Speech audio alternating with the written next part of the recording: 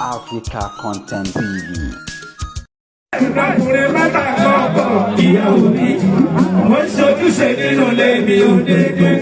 Mi ò gbọ́dọ̀ ẹni kọ́nà máa báyọ̀ mi débi. Èmi ọkùnrin mẹ́ta, ọkùnrin gbàgbà púpọ̀. Èmi wàwà gbogbo, èmi ọkùnrin okú, ọkùnrin takuntakun. Èmi ọkùnrin mẹ́ta kọ̀ọ̀kan ìyàwó mi, mo ń ṣojúṣe nínú ilé mi ò dédé. Mi ò gbọ́dọ̀ ẹni kọ́nà máa báyọ̀ mi débi. Akàbọ̀lá tẹ́lẹ̀ tí rè é kó lè.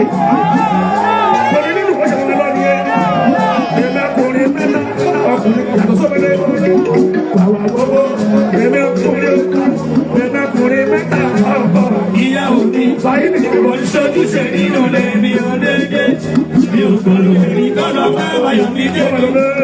Lóye sọ pé ìmísí àyíká òkú mẹ́síkàlì ọ̀tún ìmísí àyíká òkú mẹ́síkàlì ọ̀tún.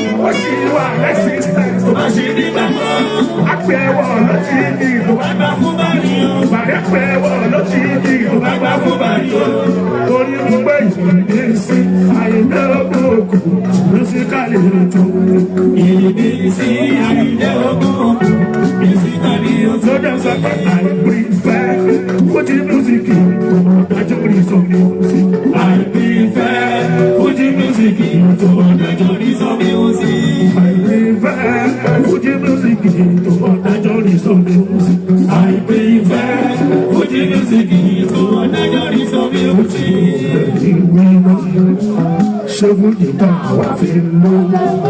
Bọ́mà gbájẹ́ lọ́la fi sílẹ̀ lọ́wọ́. Ìwà jẹ́ lẹ́nu náà ṣe máa tó tán. Fújì tí kò lè tán mọ́. Fújì wo lẹ́yìn ìwé náà. Ṣébùjì tá a wá fi lówó.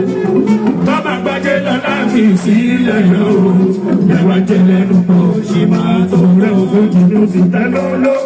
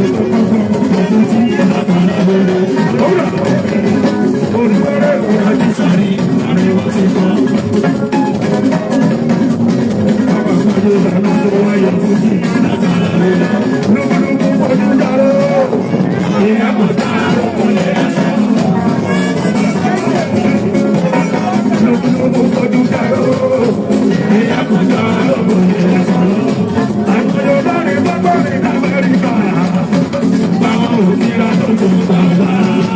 Àbí olórí tó borí dé yàgbọ́n ní.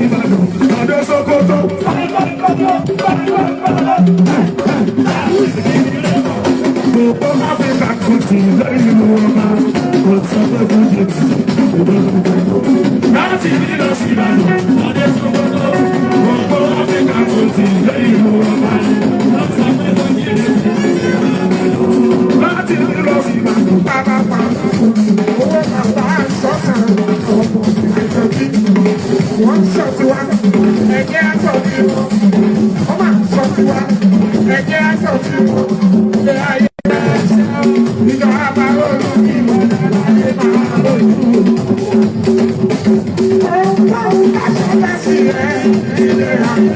bóyá bàbá bá ṣe kọ́kọ́ mi. Èmi tí bàbá bá ṣe kọ́kọ́ mi. Bàbá bẹ́ẹ̀ ni ó ń kú.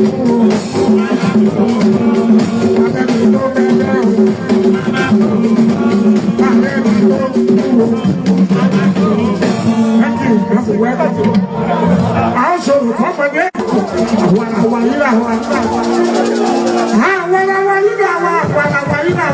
Olókè ló ń pẹ́ àwọn aláwọ̀ ṣòro fọ́mọdé yìí náà.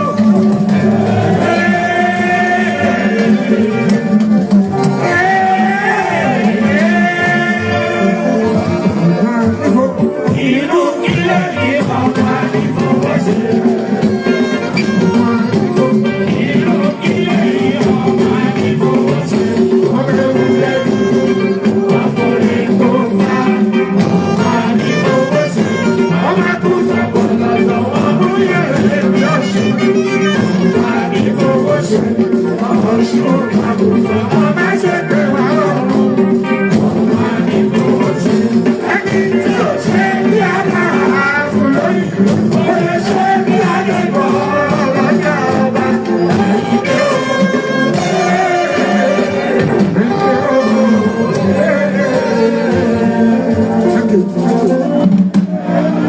Much appreciation to you, the great fans of Fuji. Love our good music.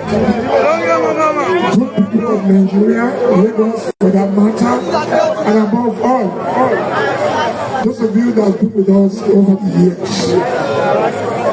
Thanks, appreciation goes to the Fuji Opera for what you are doing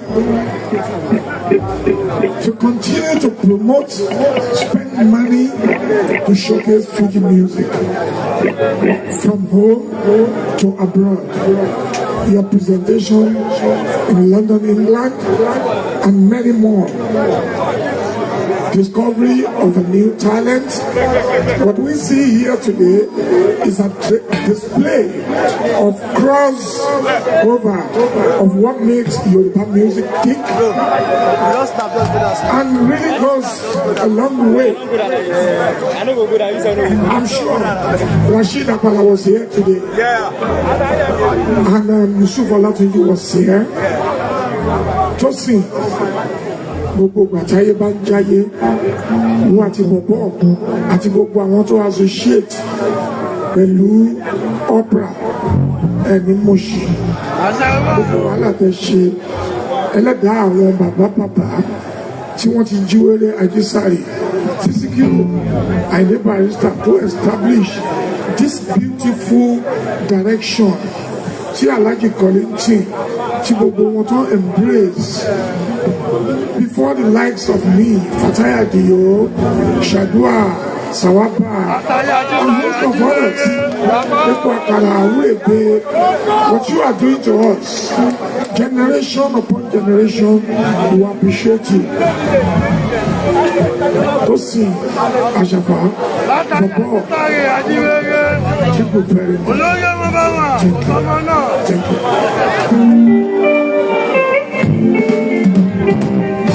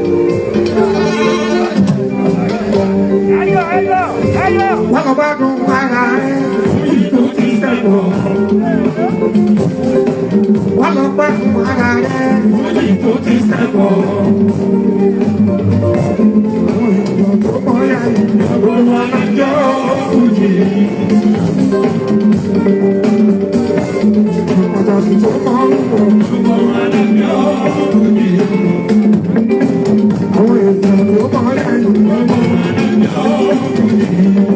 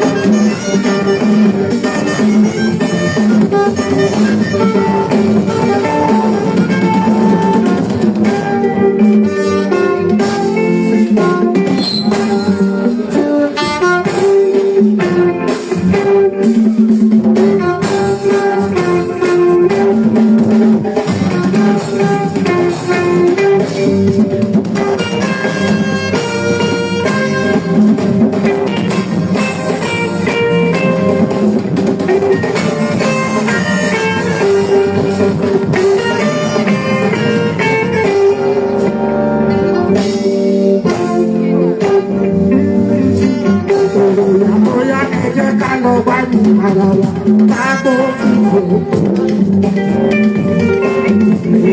Bóyá ẹyẹ ká ló wáyé ara wa kágbó fìfò. Sísí ni kó bàbá gbogbo yẹ gbogbo lọ.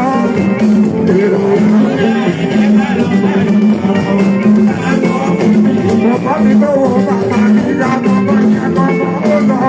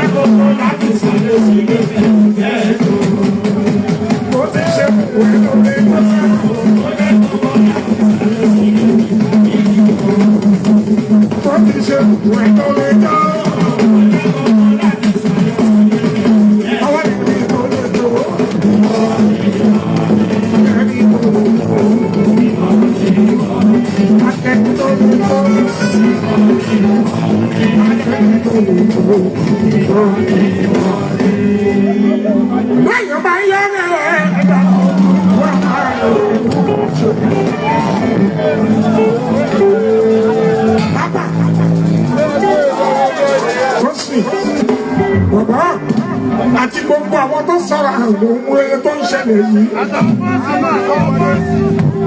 Ibi tá a gbé bẹ̀rẹ̀ yìí níjọ́sí, àmọ́ bá a ti ṣe bẹ̀rẹ̀ arábá bí. Àdúgbò gbogbo ẹ̀yin tó sọ ọkọ̀ ọ̀bẹ jẹ́ kó máa ń gbà lójoojúmọ́. Àwọn ọmọ tẹ̀yìn náà wọ́n ṣe ìdàgbà lójú ìgbà. Èèyàn tó ń yálẹ̀ dá orúkọ àmàlà olúwa ṣe.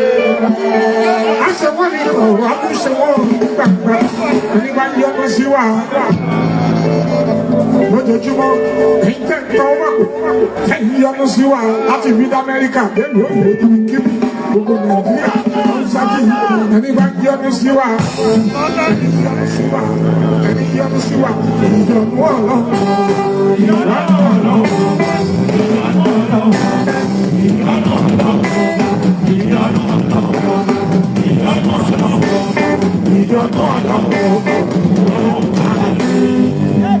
Èèyàn ní láti bínú ó ń tọ́jà ó ń fẹ́ àdúrà mo dúpẹ́ lọ́wọ́ Ọlọ́run wa bó ṣe bá wọn ṣeré òfin yìí Ọlọ́run ṣe àmì gíga ní ìgbà ẹni bá bínú sí wa ẹ sọ fún ẹni kó rò ó dáadáa kó tó bínú sí wa o torí bó ṣe bínú sí wa ìbínú Ọlọ́run ìbínú Ọlọ́run ìbínú Ọlọ́run àánú mọ orí gbà.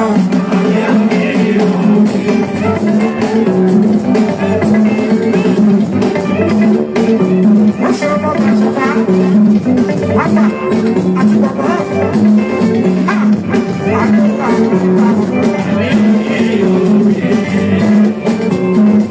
Àánú gbà nígbà. Ọlọ́run ṣọlá àbújù.